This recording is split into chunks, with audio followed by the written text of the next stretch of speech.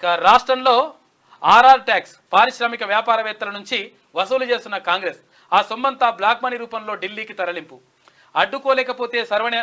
అడ్డుకోకపోతే సర్వనాశనమే. నేను బతుకున్నంత వరకు రాజ్యాంగాన్ని కదిలించే వ్యక్తి శక్తి ఉండదు. ఓడిపోతామనే భయంతోనే ఫేక్ వీడియోలు.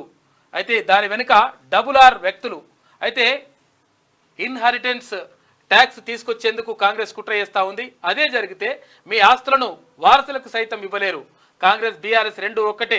ఎస్సీ వర్గీకరణకు కట్టుబడి ఉన్న అల్లాదుర్గం సభలో ప్రధానమంత్రి నరేంద్ర మోడీ మాట్లాడిండు. ఇది ఇట్లా ఉంటే 10 మంది మావోయిస్టుల మృతి, అందులో 3 మహిళలు. ఛత్తీస్గఢ్ లో భారీ ఎన్కౌంటర్, వెల్లడించిన బస్తర్ రేంజ్ 5 సుందర్ రాజ్, ధృవీకరించిన రాష్ట్ర డిప్యూటీ సీఎం అంటూ ఒక వార్త చూస్తున్నాం. ఇక 10వ తేదీ తర్వాత రాష్ట్రంలో పెను మార్పులు. కేంద్ర మంత్రి కిషన్ రెడ్డి ఇవాళ రాష్ట్రానికి అమిత్ షా రానున్నారు.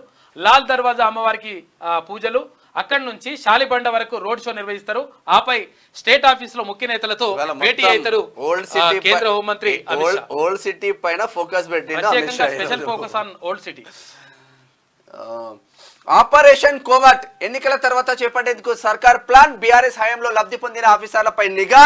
పవర్ ఇరిగేషన్ ఆపరేషన్ కోవర్ట్ అంటే కోవర్ట్లు ఎవరైతే ఆఫీసర్లు ఎవరైతే ఉన్నారో ఇంకా కూడా ఆ మాన్యాలనే ఉండేసి మొత్తం ఇంకా మేము అట్లనే ఉంటాం, మేము అట్లనే చేస్తామని చెప్పేసి అనుకుంటారో వాళ్ళ పని అవుతుందని చెప్పేసి అలర్ట్ అయింది. ఎందుకంటే నిన్న ఓయూ చీఫ్ వార్డెన్ చేసిన చేష్టలకు అలర్ట్ అయింది ప్రభుత్వం. ఎన్నికల తర్వాత చేపట్టేందుకు సర్కార్ ప్లాన్ చేస్తా ఉంది. బీఆర్ఎస్ హయాంలో లబ్ధి పొందిన ఆఫీసర్లపై నిఘా పెడతా ఉంది.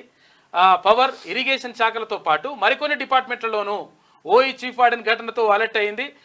గులాబీకి ఫేవర్గా ఉన్న అధికారి ప్రమేయం ఉన్నట్లుగా అనుమానిస్తా ఉన్నారు. ఇప్పటికీ కారు పార్టీకి ప్రభుత్వం సమాచారం లీక్ అయిందంట.